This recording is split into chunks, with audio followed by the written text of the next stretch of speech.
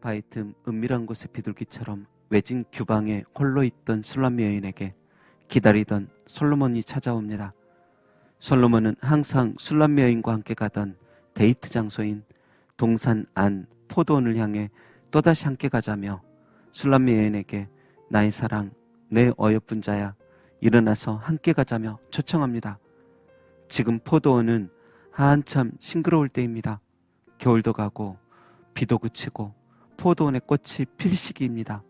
이제 연한 포도들이 하나둘씩 달리는 때입니다.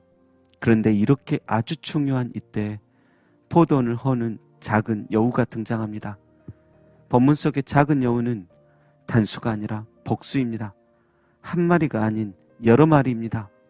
이 여우들이 나타나서 포도나무의 장가지들과 잎사귀를 씹고 꺾고 또 땅굴을 파서 뿌리를 상하게 하고 연한 포도 열매가 맺히면 그것을 따먹어 버립니다. 그러하기 때문에 잡으라고 말을 하는 것입니다. 그런데 과연 솔로몬 왕이 일꾼이 없어서 이 여우들을 잡는 것을 굳이 술람미 여인에게 시키겠습니까? 그게 아니겠죠. 진짜 여우들을 잡으라는 것이 아니고 사랑에 방해가 되는 것들을 과감히 정리하며 아무리 사랑이 힘들어도 함께 이겨내자는 뜻입니다. 특히 이것은 우리 그리스도인들에게도 적용됩니다. 여러분, 그리스도인 된 우리가 영혼의 신랑이신 주님과 아름다운 포도원을 만들어갈 때 가장 방해가 되는 것들이 무엇일까요? 주님과 나 사이에 만들어가야 할 아름다운 신앙의 포도원을 헐어버리는 작은 여우들은 과연 무엇일까요? 은혜와 진리에 이르지 못하게 하고 성숙에 이르지 못하도록 방해하여 내 속사람에게 성령의 열매를 맺지 못하게 하는 그것이 과연 무엇일까요? 그것은 여전히 우리 안에서 역사하는 죄의 쓴뿌리들과 육체의 정욕들입니다. 바로 그것이 주님과의 사랑 동산을 엉망으로 만들고 있는 것입니다. 그런데 이 작은 여우들이 어떻게 이 포도원에 들어왔을까요? 분명 작은 여우들은 작은 구멍 사이로 들어왔을 것입니다. 우리가 이 정도면 괜찮다, 평안하다, 안전하다 할 그때에 조용히 작은 구멍을 파고 살며시 들어와 버린 것입니다. 그리고 그 작은 여우들은 그 포도원에서 마음껏 활개치고 돌아다녔을 것입니다. 여러분, 우리는 자세히 살펴서 이 작은 여우들이 들어오는 그 구멍을 막고 활개치는 작은 여우들을 끝내 잡아버려야만 합니다. 잡지 않으면 이 작은 여우는 큰 여우가 되고 한 마리의 여우는 결국 여우 떼들이 됩니다. 바늘도둑이 서도둑되고 작은 거짓말 하나가 나중에는 감당 못할 사기꾼이 되듯이 작은 폭력이 지속되면 나중에는 습관적이고 더 지저분하고 포악한 폭력이 되듯이 그 작은 여우들은 점점 장성해서 나중에 잡으려 치면 감당할 수 없는 그 수준으로 커지는 것입니다. 그러하기에 우리는 늘 작은 것 하나라도 그냥 우습게 넘어가지 말고 그 나쁜 것이 들어오는 통로를 알고 그 나쁜 것을 사냥꾼처럼 끝까지 추적하여 잡고 다시 들어오지 못하도록 예방할 수 있는 지혜가 필요하며 반대로 좋은 것은 더욱 발전시켜서 복되게 사용하여야 할 것입니다. 특히 저는 우리의 신앙생활에 있어서 알게 모르게 잘못 배운 비진리들을 바로잡아야 하며 불순종하는 교만한 마음과 누구나 가지고 있는 저마다의 고집, 선입견들을 잡아야 한다고 여깁니다. 그것이 특히 주님과 우리 사이에 포도원을 허는 작은 여우들인 것입니다. 그래서 열매를 맺을만 하면 꼭 그 교만 때문에 결국 다 멈춰버리고 하나님께서 은혜를 주셔도 우리 안에 잘못된 생각과 고집, 선입견 때문에 도무지 성숙으로 나아가지를 못하고 잘못 배운 비진리로 인해서 내 마음 문이 은혜를 향해 껐듯하면 닫혀버리는 그런 존재가 되었던 것입니다. 여러분, 어쩌면 우리 마음 안에서도 그 작은 여우들이 계속 생육하고 번성하고 있었는지도 모릅니다. 너무 오랫동안 함께 지내 이 작은 여우는 어느새 내 마음이 되고 내 가치관이 되고 내 행동이 되어 이제 자기가 마치 주인인 양 자리를 잡고 소중한 사람들을 향해 건뜯다면 출몰하여 컹컹거리며 지저댑니다.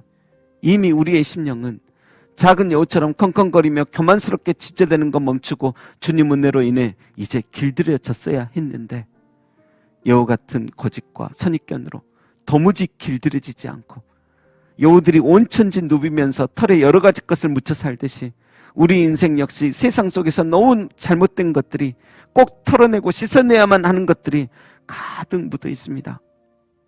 그런데 우리는 내 마음속에서 활개치는 그 작은 여우들을 잡지 못할 망정 오히려 그 작은 여우들을 흉내냅니다. 따라합니다. 마치 광견병에 걸린 개가 사람을 물면 사람에게 광견병의 징후가 나타나는 것처럼 그와 비슷하게 작은 여우들에게 물린 사람 마냥 어느새 작은 여우들의 습성을 우리들도 따라오고 있는 것입니다. 특히 우리의 언어가 그러합니다. 내 가족이라고 당연히 이해해 주겠지 하며 말을 생각 없이 걸러내지 못하고 말하여 배우자와 자녀들이 좌절하고 부모님 낙심합니다. 가족뿐입니까? 친구에게도 함께 신앙생활하는 성도들에게도 작은 여우 같은 우리의 입술로 인해 큰 고통을 안겨줍니다. 이렇게 잔인하고 무례한 말 한마디가 그 아름답던 포도원을 처참하게 만들어버리는 것입니다. 그래서 야고보서 3장 5절에서 6절에서는 혀는 곧 불이요 불의의 세계라.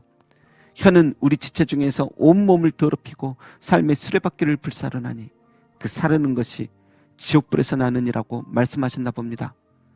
여러분, 사랑이 당기지 않는 그 언어들은 지옥불에서 나는 것처럼 온몸을 더럽히고 삶의 수레바퀴마저 불사릅니다. 부디 당신의 삶의 수레바퀴가 작은 여우 같은 말로 인하여 불타버리지 않고 여전히 잘 굴러가게 되기를 바랍니다.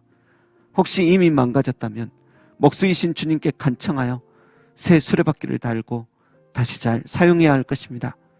문제는 지금부터입니다. 지금 이 순간부터 다시 확실히 작은 여우들을 잡아버리고 그들이 활기치기보다 성령님의 도우심과 인도하심이 우리의 입술과 우리의 행동을 도와주시길 간절히 소망해야 할 것입니다. 잘못된 것을 잘못된 것 정도로만 아는 것이 아니라 그 잘못된 것이 나를 죽일 것으로 알고 처절하게 참여하며 내 힘으로는 이 작은 여우들 다 못 잡으니 주님께 간청하고 기도해야 할 줄로 믿습니다. 그리고 기도로만 끝이 아니라 성령님의 감동하심 힘입어 말하고 행동해야 합니다. 성령님께서는 분명히 그렇게 감동시키실 것입니다. 이제 하나님께 영광되지 않은 말은 삼가야겠다. 사람들에게 상처되는 말을 멈춰야겠구나. 나 역시도 주님의 오래 참으심이 결국 구원이 된 것처럼 나도 상대방에 대해 오래 참고 말하고 행동하자. 여러분, 그리할 때 우리는 주님의 수 우리의 동산에 작은 여우들이 힘을 잃고 떠나버렸음을 보게 될 것입니다.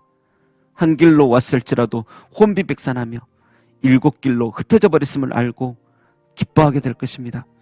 결국 작은 여우떼들이 사라져 주님의 수 나의 동산에서 풍성한 포도 열매를 수확하는 그런 날이 올 것임을 확신하게 될 것입니다. 그리고 특히 남에게 있는 작은 여우만 잡으려고 애쓰기보다 내 안에 못된 여우들부터 먼저 잡고 쫓아버려야 할 것입니다. 그래서 내 안에 여우떼들부터 몰아내 우리의 평생 여우짓하고 살아가는 인생 아니요, 내 안에 계신 예수님으로 인해 우리 영혼과 인생의 포도원에 더욱 꽃이 피고 성령의 열매, 빛의 열매가 주렁주렁 맺혀지기를, 그런 복된 인생 살아가시기를 주님의 이름으로 축원합니다. 기도하겠습니다. 주님, 우리 안에 작은 여우들이 회개함으로 발견되게 하여 주시고 결단함으로 잡아버리게 하여 주시고 내 안에 계신 예수님만이 왕으로서 통치하게 되게 하여 주옵소서. 감사드리며 나의 왕, 나의 생명 되신 예수님의 이름으로 기도합니다. 아멘.